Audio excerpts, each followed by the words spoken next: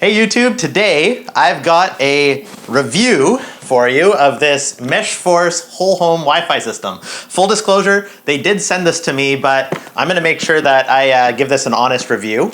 And today, because I think that I could probably figure this out quite easily, I also want to review how hard it is to hook up for someone that may not have the same tech skill as me. So I've enlisted the help of my sister-in-law. Everyone say, hi Sabrina! Hello! That was not a very graceful pop-up. What?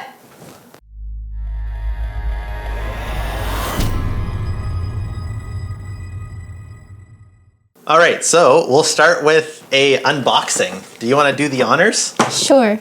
I guess we should have got a knife. I can do it. Well, don't wreck the box. Okay, I need a knife. All right, so we've got 3 parts of this. We've got the main base station, which you can go ahead and pull out. That's this one? Yeah, I would say that's a good guess. And we've got 2 M3 dots, which are the remote modules, which will go out around the house. So you can pull those out. Is that this? Yeah, I think so. Okay. And what else do we have in here? We've got 1 network cable and 1 power supply. Oh yeah, I guess the M3 dots, they probably just plug into the wall. Do you have to spread them out throughout the house? Yep, that's exactly how we do it. See, yeah, you're gonna be a natural at this.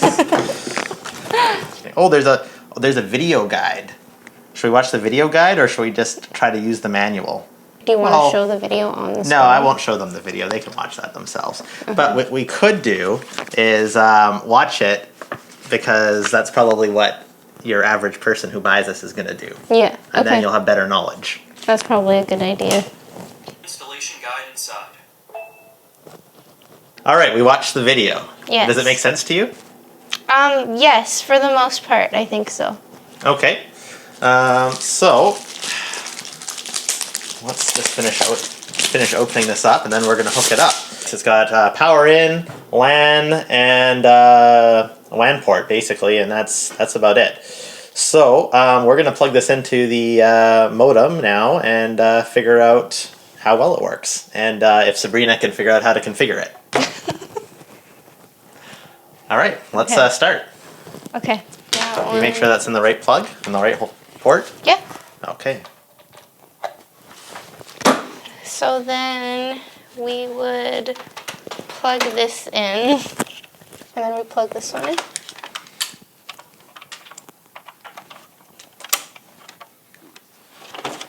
Like that? Yep, and then let's look on the front. The light's supposed to go green, I think, when it's connected. It looks green. I wonder if it's brighter than that. That is not a very bright green light. Okay. Connect to the Wi-Fi network of a mesh Wi-Fi device. I guess I shouldn't say the password out loud. Who cares? We're going to change it anyways. Milk4329. Milk? Yeah. That's literally the password is milk. Okay. Okay.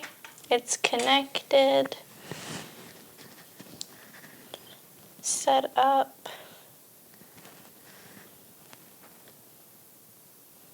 It says your internet connection type is dynamic IP.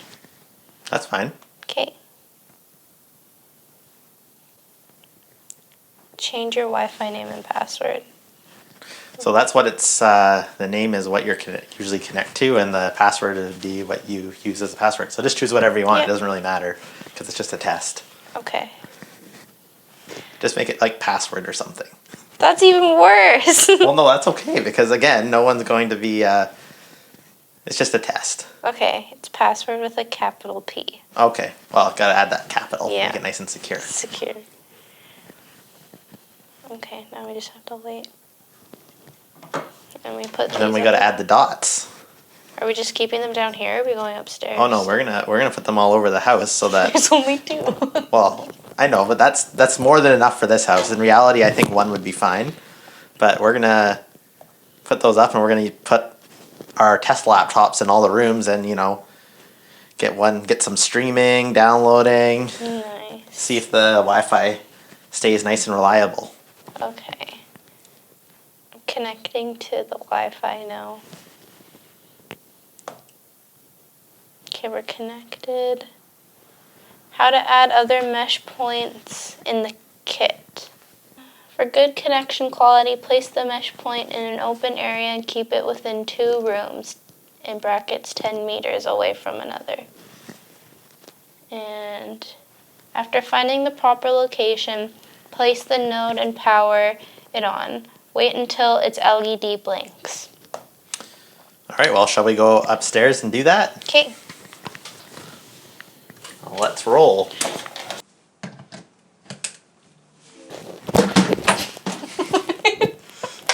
I don't know a place to put this. Does it have a clip on it?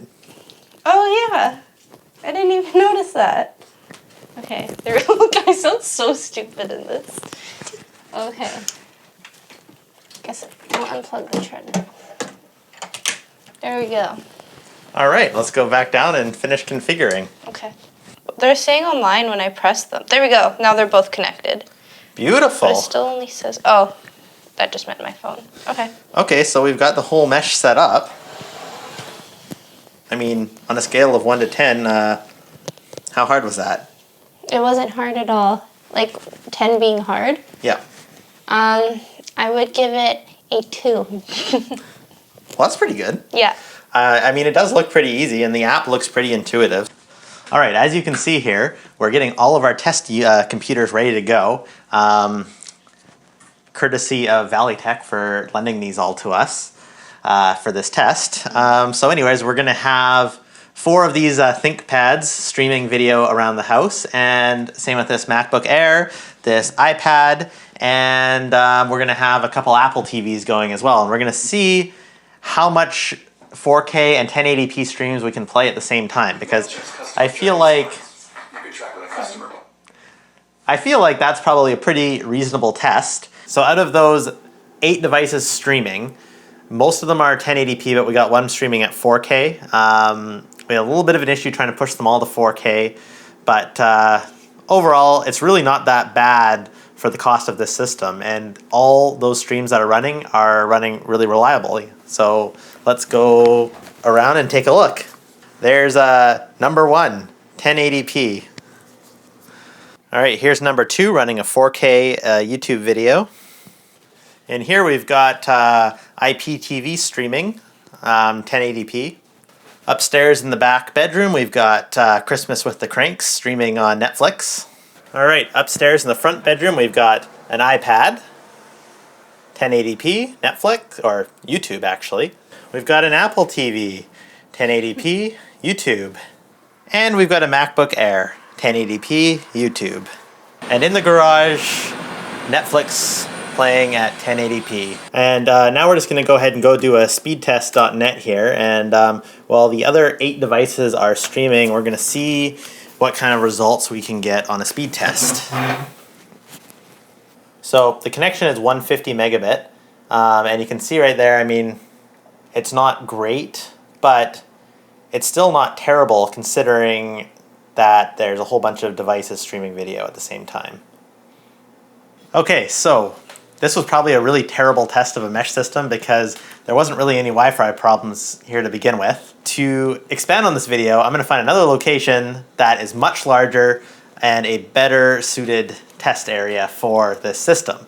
We at least know how easy it is to set up, which is... It's very easy to set up. Perfect. So anyone could probably set it up.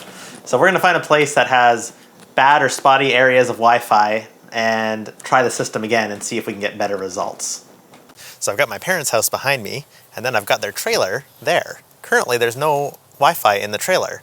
So we're going to see if we can use this system to basically extend their wireless network all the way to the trailer. I don't have high hopes because it's not really designed for this extent of, or this distance, but we're going to see if it works anyways.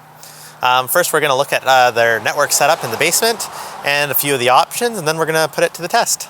This is my parents' network setup down here. It's a huge mess because I come here and do things and then I don't make it look nice. But anyways, this is their fiber ONT that comes in. They subscribe to a 150 megabit symmetrical plan. that comes over to this managed network switch, which then has a bunch of VLAN configuration. And basically then from here we're feeding the ISP provided router basically into the WAN port so that their IPTV service still works.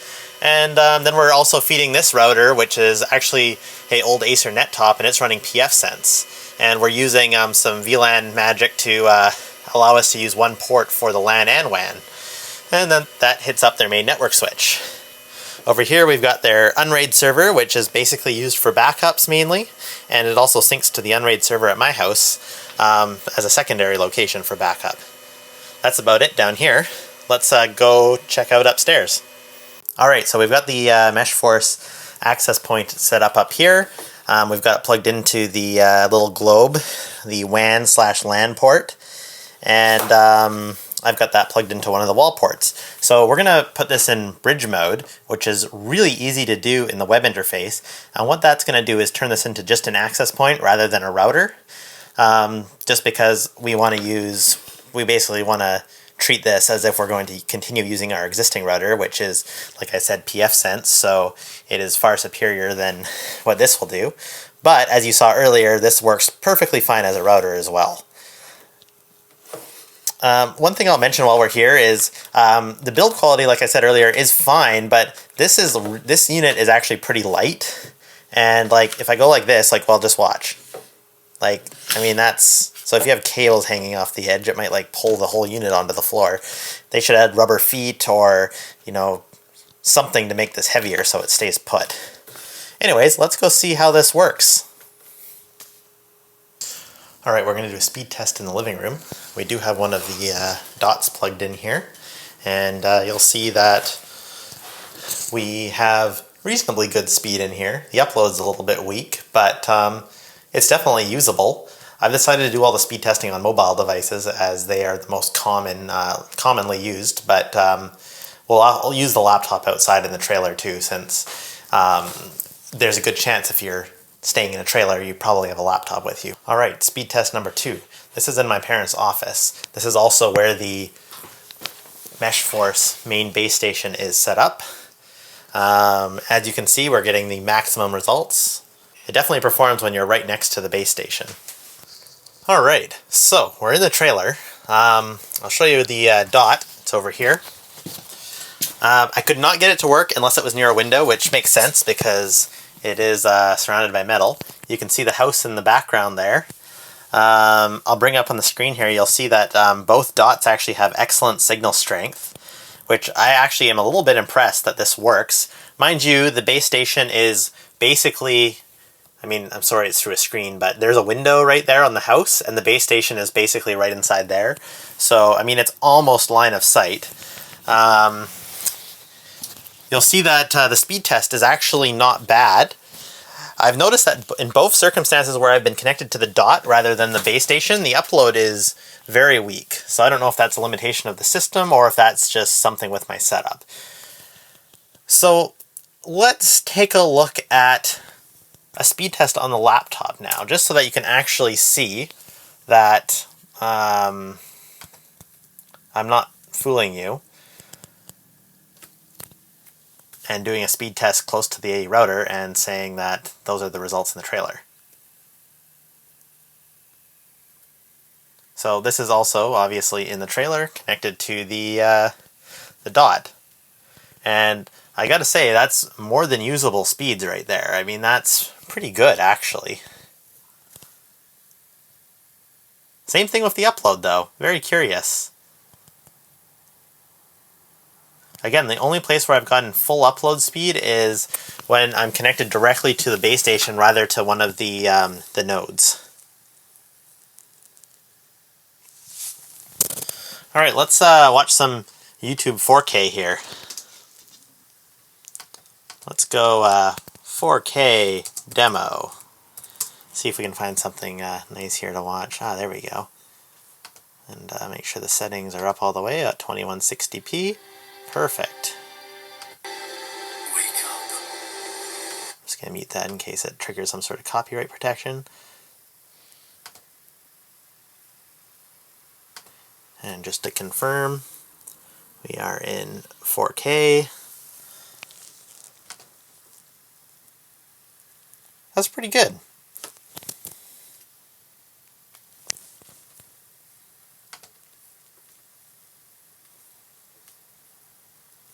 Let's just browse through YouTube and see how fast it is if I go, let's see, the wheels on the bus, so you can see my search history. Overall, everything actually seems pretty snappy. It's not bad. I think it's totally usable. So as you can probably tell, this video was shot over the course of a few months. I wanted to do a little bit more testing, but with COVID-19 and all the restrictions we have right now, I can't really go to my parents' house. So I figured I'd do up a little conclusion here, talking about some of the features which are pretty standard with any kind of system these days. You can do guest networks. It's got some parental controls on it, so you can set up time restrictions for devices. You can't really restrict specific services, but you can basically block internet on, let's say, young so-and-so's iPhone from 8 p.m. till 5 a.m. or something, you know, so they don't go on their phone all night. It's got something cool called Smart Assistant, which basically disables your 5 gigahertz radios so that you can pair smart devices that are 2.4 only. That seems to be a big issue these days because, you know, a lot of routers, they'll use a single SSID out of the box for both networks, and then when people buy smart plugs and whatnot that only support 2.4 gigahertz, they have issues connecting them. So this is really cool. You can go into the app, turn that on, pair your devices, and then you're good to go. Another interesting thing is the capacity orientated mode, which essentially applies some level of QoS to maintain good usability across the entire network if you have a ton of devices connected. In the app that it says, you know, 30 plus devices, which is not really what most people are going to have in their homes, unless of course you do have a ton of smart plugs and smart switches that are Wi-Fi based.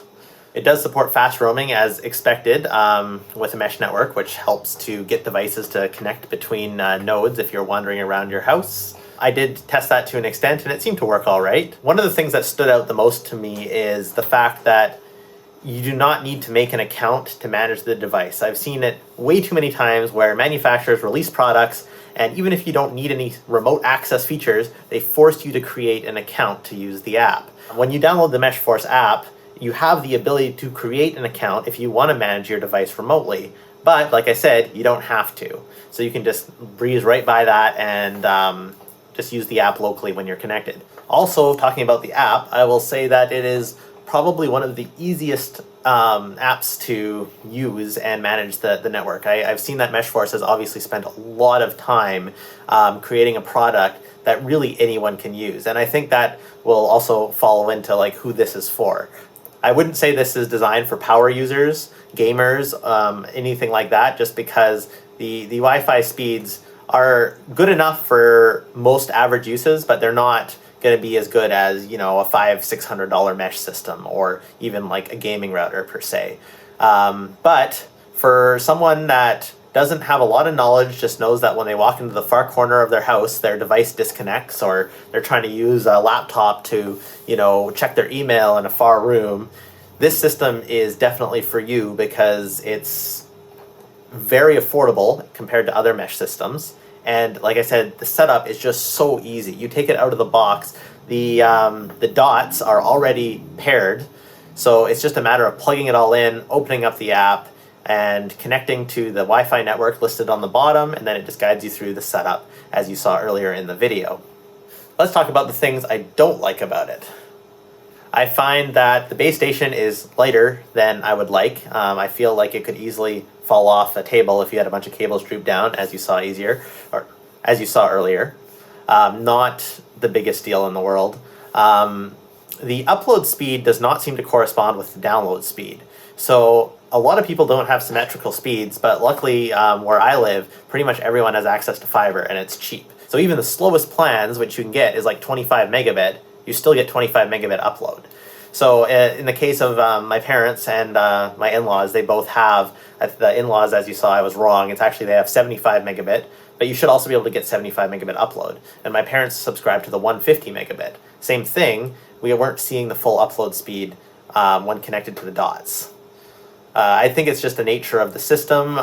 Some mesh systems would have a dedicated radio for communicating between the dots and the base station or the nodes, whatever you want to call them. Whereas this one shares the radio, which I would say has got a little bit of performance degradation there. But that also, you know, based on the price point, you're not going to get a Cadillac. You're going to get something that works, but it's going to have some limitations. Another thing I don't like is that it does not have a web interface. Now, I did ask about this, and it sounds like they are working on something like that in the future, but at the moment, you have to use the app.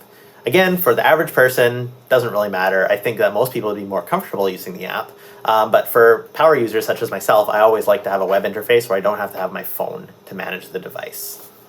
Another interesting thing, which I don't think is necessarily a like or a dislike, is it's got something that comes turned on by default. It's called the maintenance window or the maintenance mode. And what that does, apparently, is it resets the radios every day at around 4 a.m. And the reason I discovered this was because I set up a system to monitor the devices to see if the nodes or anything ever dropped off out of the network. And basically, the system with maintenance mode turned on is super reliable, except for that like 10-second disconnect every morning. But other than that, all the dots stayed connected, the router stayed connected, there was no issues with the wireless clients. And actually, I guess I should mention that too, is for about a month, I've left a wireless camera connected, a IP cam streaming, just to see how it holds up with a constant load on the network, basically. But basically, with maintenance window turned on, the system's been like rock solid, even with my outrageous setup, which is beyond what the manufacturer recommends at my parents' house. But I decided also, let's try turning the maintenance window off, and then that's when chaos breaks loose. So lots of random disconnects. So the maintenance window, it is 100% important. I'm not sure why it is necessary, but don't turn it off if you want your system to be reliable.